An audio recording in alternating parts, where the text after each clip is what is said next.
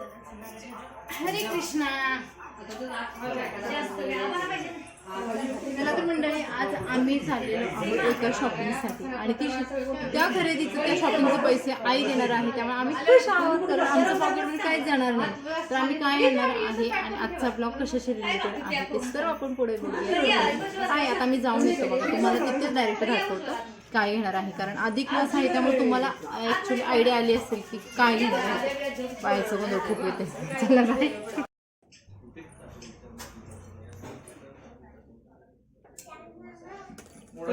Cut करूनच काढलं.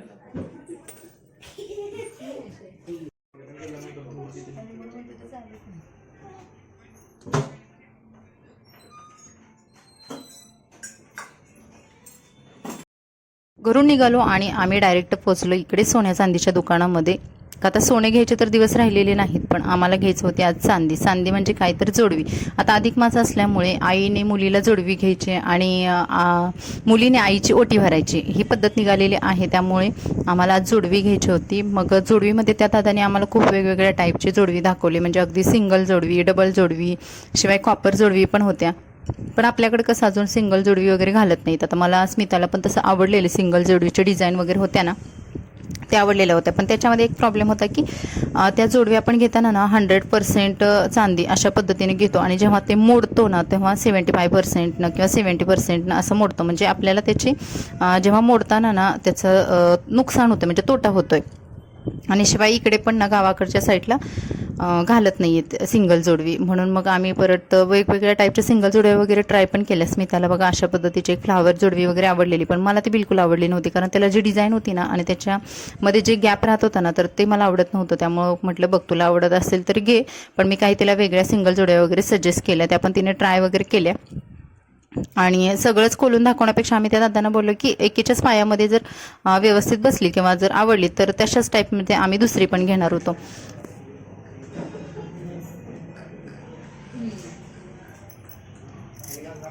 कलरमध्ये छान ही कशी वाटते ही भारी आहे. हे असं हां हे असं होते होणार ते होतच. आणि ही ह्याच्यात काळ्यात घाण गेली ना ही निघत नाही, क्लीन होत नाही. म्हणजे ते छान वाटते ना. कृष्ण अरे कुठे आले तू गुंडू? बारीक दिसते ना पायाला. आपलं पाय होते ना पाय मग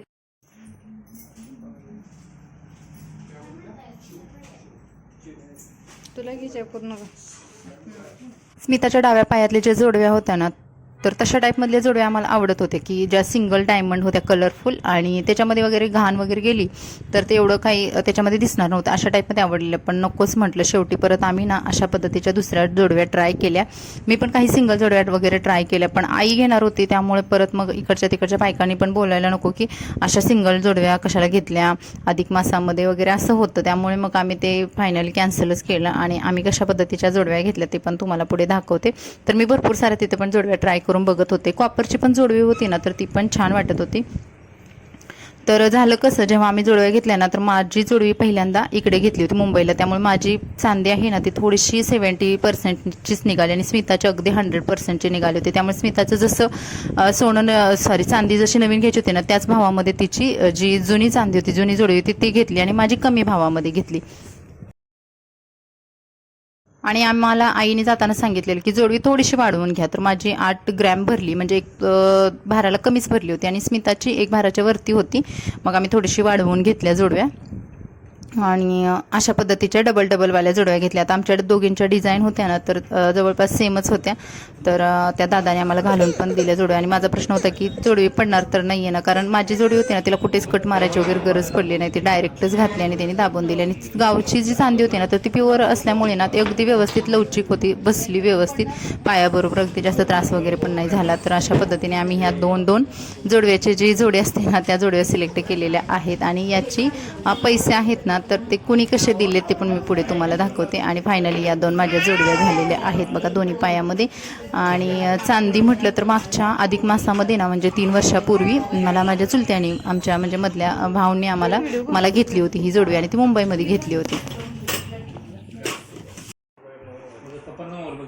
हा तिचं काहीतरी बिघडले ना हा मोबाईल चांगला.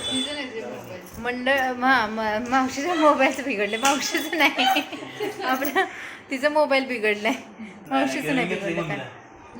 तर मावशीकडे आले, मावशीची तयारी चालू आहे बघा. आता आम्ही आलोय मावशीकडे ओटी भरायला, स्मिता आणि मी. मस्त. आता तिचं काय केलं का तुझं?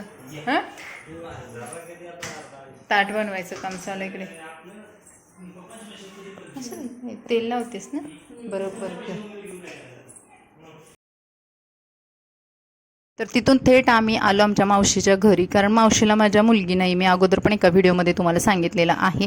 तर आम्ही तिच्या म्हणजे मुली आहोत, तिनं पण लहानपणापासून आम्हालाच मुली मानले आणि आम्ही पण तिला मावशी असं म्हणजे मानतच नाही, आईसारखंच तिचं जे पण काही आहे. आता जावळचा पण व्हिडिओ तुम्ही बघितला असेल, मी मावशीचा जो मोठा मुलगा आहे ना त्यालाच मान दिला होता आणि छोट्या मुलाला स्मितानं मान दिला होता. त्यामुळे तिचं जे मान आहे ना तर ते आमच्या पद्धतीने आम्ही तिला देतोय आणि ती पण आम्हाला अगदी मुलीचा मान देते. त्यामुळे म्हटलं चला की मावशीची पण ओटी भरायची होती. आता आईची ओटी अजून माझी भरायची बाकीच होती, पण पहिल्यांदा इकडे आलोच होतं जोडवी करायला आणि मला जायचे पण दिवस माझे आता जवळ आले होते. त्यामुळे म्हटलं अधिक मास चालू आहे तर आईची ओटी भरायची, तर मग मावशीचे पण भरून घ्यावं म्हणून मी मावशीच्या घरी आले होते. मग काका पण होते घरी, त्यामुळे मग काकांचे पण पाय वगैरे धुतले, हळदी कुंकू. जसं की ओटी भरली जाते तर आईची ओटी भरली जाते, तर वडिलांना तिथं जास्त म्हणजे बऱ्याच जणांचं मी बघितलेलं आहे की जास्त तिथं वडिलांचं वगैरे कुठे मान नाही आहे. पण इथे आमचे काका होते तर जवळ, म्हणून मग आम्ही मावशीसोबत काकांना पण बसवलं, त्यांना पण पाय वगैरे धुतले. जसं की बायकांना आपण करतो ना अगदी त्या पद्धतीने करायचं. फक्त आता ओटी भरायची असेल तर आपण टॉवेल टोपी वगैरे फक्त जेंट्स लोकांना म्हणजे आपल्या वडिलांना वगैरे करू शकतो, म्हणजे त्यांचा पण एक प्रकारे सन्मान होतोय आणि सगळंच म्हणजे व्यवस्थित होऊन जाते. म्हणून मग मी या पद्धतीनं काकांना पण हा जे कुंकू वगैरे म्हणजे नाम वगैरे आहे लावला आणि त्याच्यानंतर त्यांना जे टॉवेल टोपी आहे ना तर ते त्यांना केलं होतं. तर मावशीने पण आम्हाला म्हणजे कधी कसर मुलीची अशी ठेवली नाही आहे की मुलगी नाही आहे मला म्हणून, पण आम्हाला आमच्या पद्धतीने जसं करता येतं आहे ना, जसं तिला मान देता येतोय तसं देतोय. आणि मावशी पण आम्हाला अगदी मुलींसारखं म्हणजे गेलं तरी प्रत्येक वेळेस बोलवते राहायला वगैरे, तर आम्ही जातोच तिच्याकडे. जास्तच मला घाई असेल तर त्यावेळेस मग माझं तिकडे जाणं होत नाही आहे. मग काकांना वगैरे ओवाळलं आणि नंतर मावशीची ओटी भरायची होती, तर स्मिता पण आली होती ना, म्हटलं मग स्मिताच भरेल मावशीची ओटी आणि मी काकांना फक्त ओवाळलं. तर दोघींना पण मान पाहिजेत ना, म्हणून आम्ही अशा पद्धतीनं ॲडजस्ट केलं होतं. हां ठीक आहे का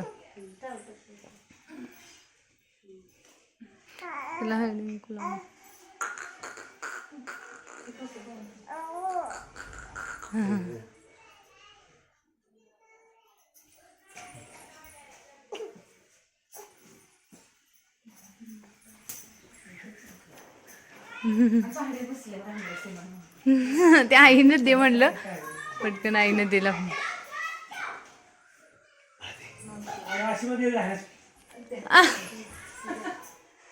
लवकर पुत्र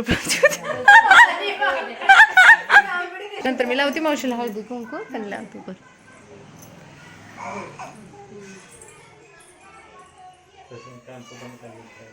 त्यानंतर स्मितानं पण मग मावशीची ओटी भरायला घेतली, तिनं पण पाय वगैरे धुतले आणि त्यानंतर मग हळदी कुंकू लावलं, अक्षता लावलं. आता बऱ्याच मैत्रिणींना जर माहिती नसेल ना आईची ओटी कशी भरायची तर त्याच्यामध्ये पण मी तुम्हाला इन शॉर्ट सांगते.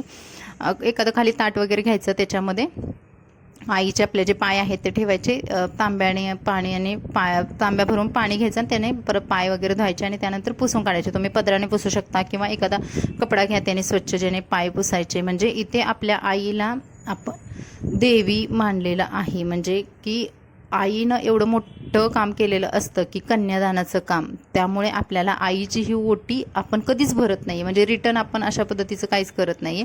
त्यामुळे ही अधिक मासामध्ये ओटी भरायचा प्रोग्राम आता सध्या तरी जास्त निघाला आहे. या महिन्यामध्ये आपण आपल्या आईची, मावशीची, काकीची अशी ओटी भरू शकतो. आता सासूंची ओटी भरायची काही पद्धत नाही आहे, कारण म्हणजे असं म्हटलं जातं की आपण जेव्हा पहिल्यांदा जातो ना तेव्हा आपली सासू ओटी भरते आणि ती ओटी आपण रिटर्न करायची नसते. त्यामुळे सासूची ओटी भरायची अशी तर अजून तर पद्धत निघालेली नाही आणि मला जेवढं माहिती आहे तेवढंच मी तुम्हाला सांगितलं.